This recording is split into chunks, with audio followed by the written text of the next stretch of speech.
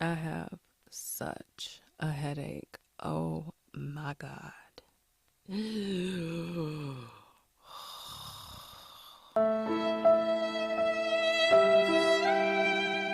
Stress and crying does not help. Oh, I swear 2026 is trying to take me out. But I'm a stronger bitch than that. I'm a stronger bitch than that. Hello, hello, hello, everybody, and welcome back to Tackless Radio. It is 2026. Happy New Year. Ooh, bitch, we made it. Barely. Barely. I'm barely holding on right now, as you all can see. I am in my most natural state that I have ever been in. My nails are not done. My hair is literally just blown out. No makeup, bathrobe, just I'm here kind of vibe right now. You know what I'm saying? It's like when you got a lot of pent up energy, whether it be anger, frustration, sadness, depression, and I think all creatives can relate to this. It's just better to get the fuck up and just do something with it, you know? It don't matter what you look like. It don't matter what you have or have not accomplished. You know, bitch, just get the fuck up and try something different. You know, transmute that energy into something else. Because as a Sagittarius, if I don't transmute this energy into something else creative, I will transmute it into something that will land me into jail. And we don't want that. We don't want that. I also want to say to all of my brothers and my sisters and my hims and my theys and my shims and my studs out there, happy Black History Month. Also, a little fact. Did you all know that this is the 100th year of us celebrating Black History Month? In 1926, it started off as just Black History Week.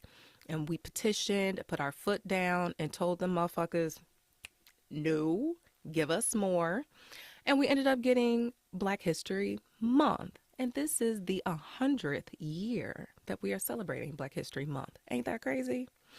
100 years of being here. And this is what I want to tell a lot of people who ask that stupid ass question to Black Americans, where you really from? If we can say that we are celebrating the creation of Black History Month, we are celebrating the 100th year of Black History Month being active. And some of y'all ancestors didn't make it to Europe until 1960. Stop asking us where we're from. We are from here.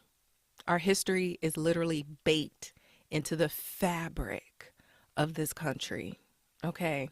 We are an ethnicity. We created an ethnicity in this country, and we are American. All right, thank you. Now, with that, I figured I'd just share some Black history facts that I love to share because I think a lot of people don't understand that this is a time in our history, in Black history, where we can really learn a lot more and we can learn about figures and about laws and about places that we were not privy to before. This is an amazing time to learn more about our history because we live in a country that tries to cover it up, that tells us that it started with Abraham Lincoln and it ended with Obama, and that is not the case. But what I like to do, and what I am going to probably be doing over here, is that I want to specifically talk about Black women history. Because during this time of the year, when we're talking about our favorite Black history facts or figures, we can pop out 5 different things about Black men before someone even mentions a Black woman. And when they mention a Black woman, it's Harriet Tubman, Sojourner Truth, Angela Davis. Like, we're not really getting deep under the surface to talk about the stories of Black women that honestly pioneered a lot of this shit. Y'all wouldn't have the privileges and the benefits and the freedoms that you have if it really weren't for a lot of Black women doing the unsung work, the behind the scenes work, the work that was dirty and necessary. We wouldn't be here. We wouldn't be here. So I want to take this time on my platform to talk about them, to shine a light on them, for us to really uplift the Black women specifically that made this country, made our people, made our culture what it is today. And I am going to start with a hot and heavy one. I want to talk about Ella Baker. Fellow Sagittarius, I want to talk about Ella Baker. Why? Because she is a woman that when everyone else, and honestly, I'm just letting y'all know now, when I kind of replay the history here, I'm going to replay it in a very modern way. What I love about Ella Baker is that she had criticisms of Martin Luther King Jr. when everybody else was kissing his ass. Yeah.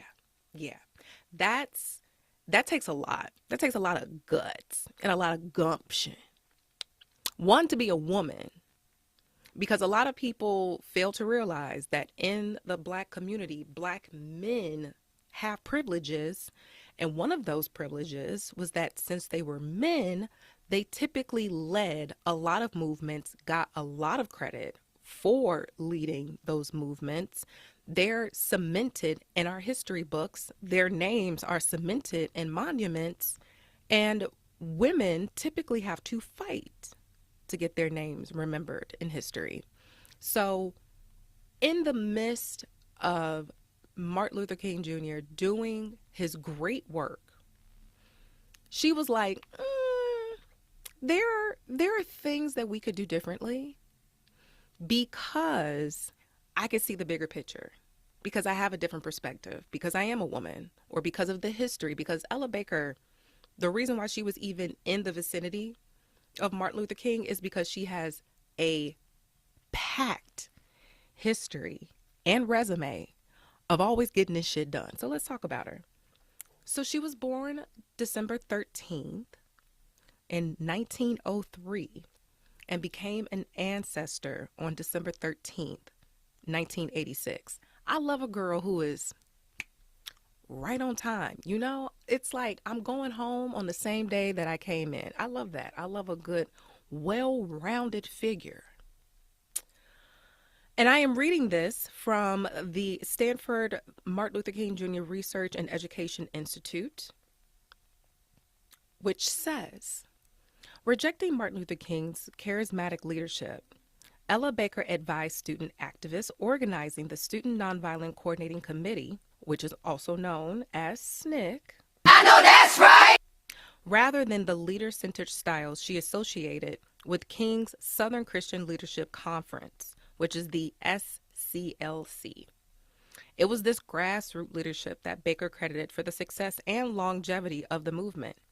You see, I think that, to be very honest, the movement made Martin rather than Martin making the movement. This is not a discredit to him. This is, to me, as it should be. She was born in Norfolk, Virginia on December 13th, shout out to Sagittarius, in 1903, and was raised on the same land her grandparents had worked as slaves.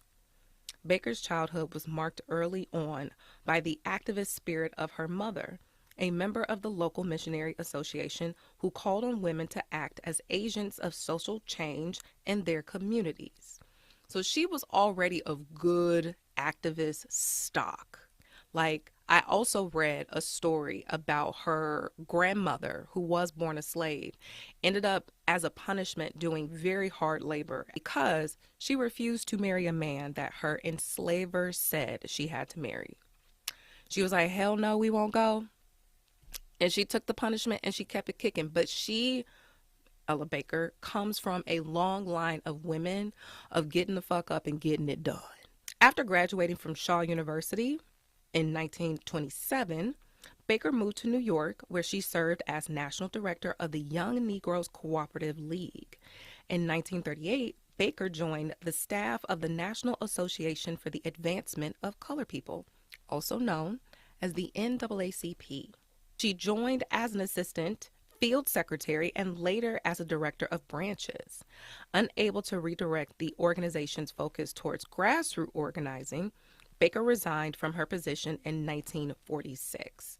She joined the NAACP again in 1952 as president of the New York City branch. In 1956, Baker, along with Stanley Levison and Bayard Rustin, co-founder In Friendship, an organization founded to provide aid to local movements in the South. Now, I want to pause there for a little bit because one thing that was consistent and was criticism of a lot of the civil rights movement back then, specifically from women, was that the movement was starting to become leader-centric and not people-centric.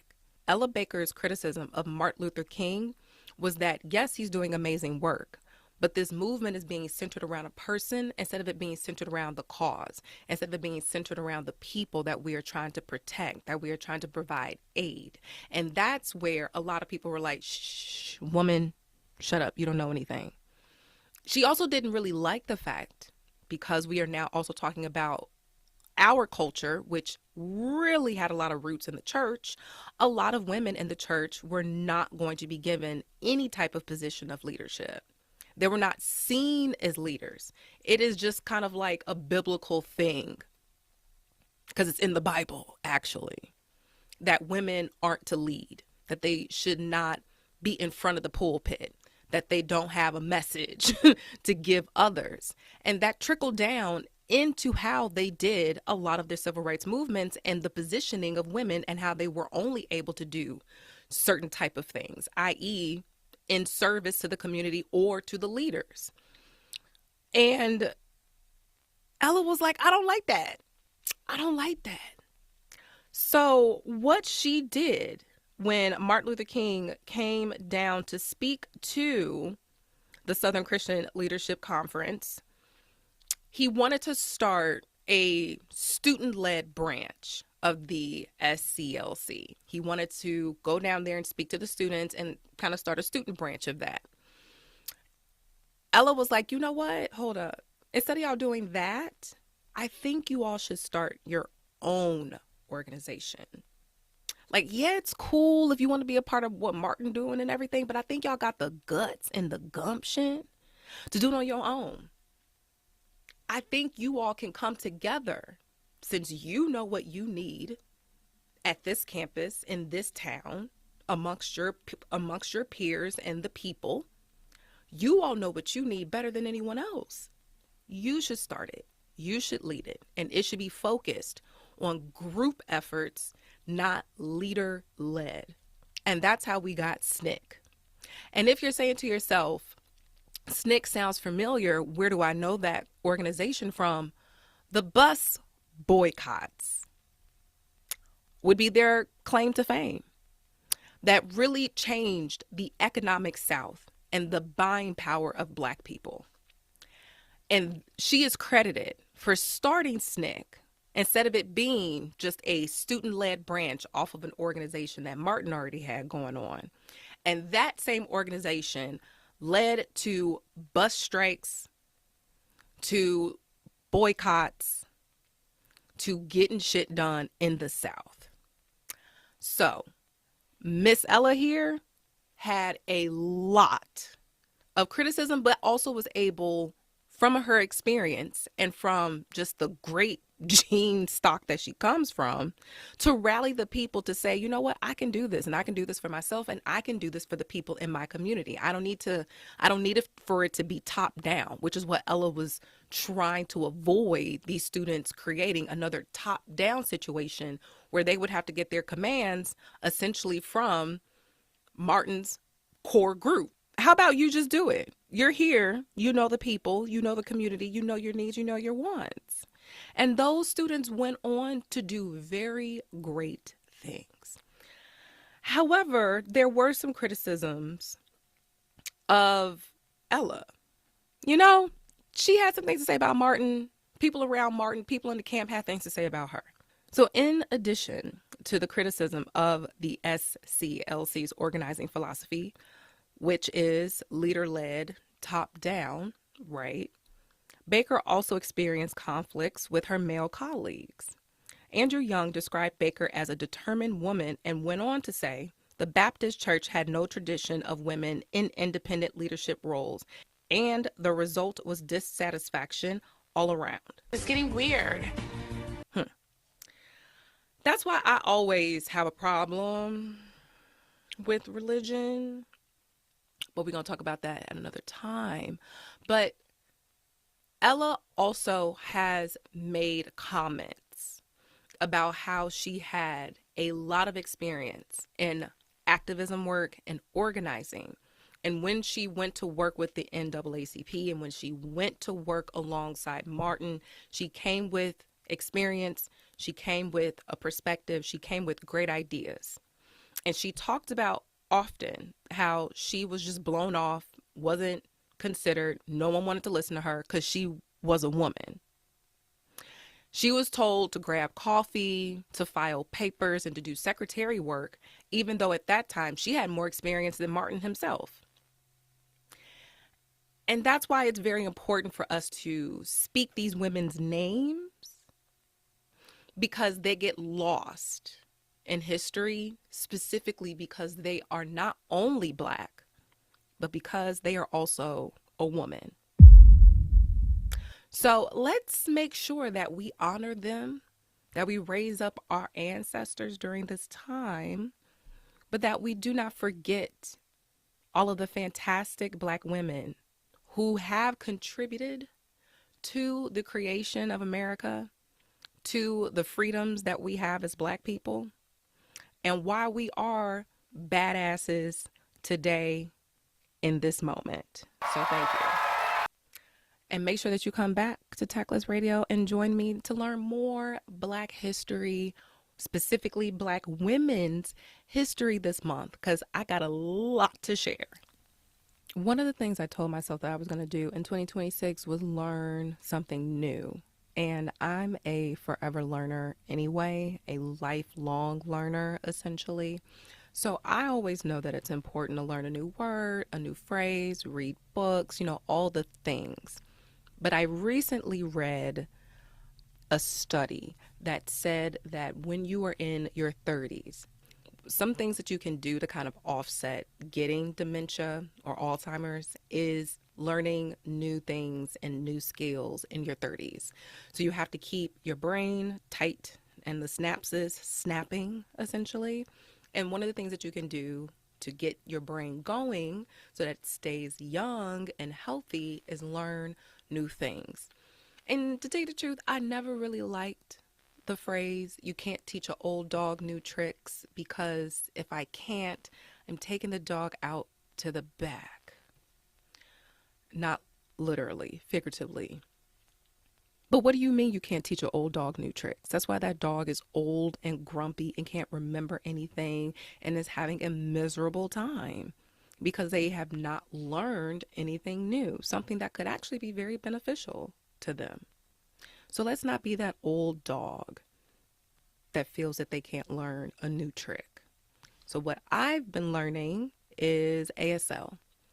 I should be learning Spanish. I feel like I'm just going to learn that one off to the side, but I am making a conscious effort to learn American Sign Language. I recently learned the alphabet so that I could sign my name. So BRITTNEY.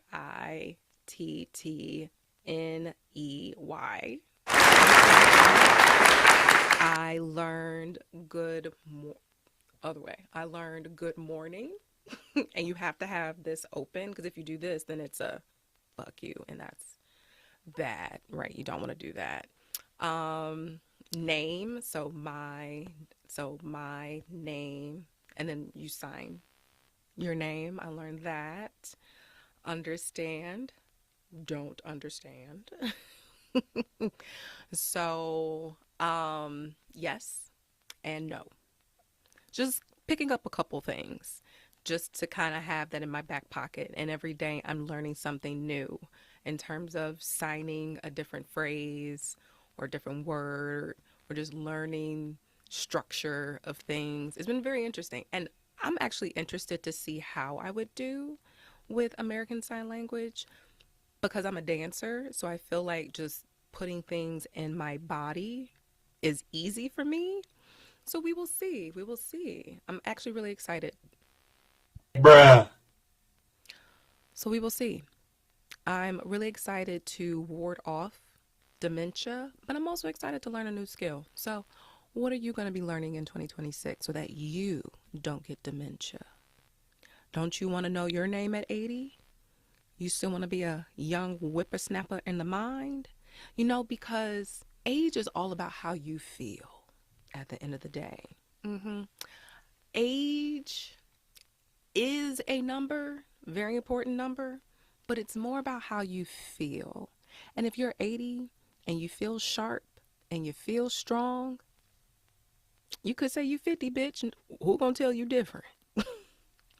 Make sure you are learning something new, or make sure that you are having new experiences, because learning doesn't necessarily have to be very stagnant and sitting down and having a book open and having your computer open. You can also go to a museum. You can go to a botanical garden. You can go visit a very holy site and learn about where you are. Experiences also count as learning opportunities. And as a Sagittarius, those are my favorite type of moments of learning, is to have an experience. So whatever you got to do with your 2026 resolutions, I'm pretty sure people got health on there. I'm pretty sure people got eating right, saving money, stuff like that.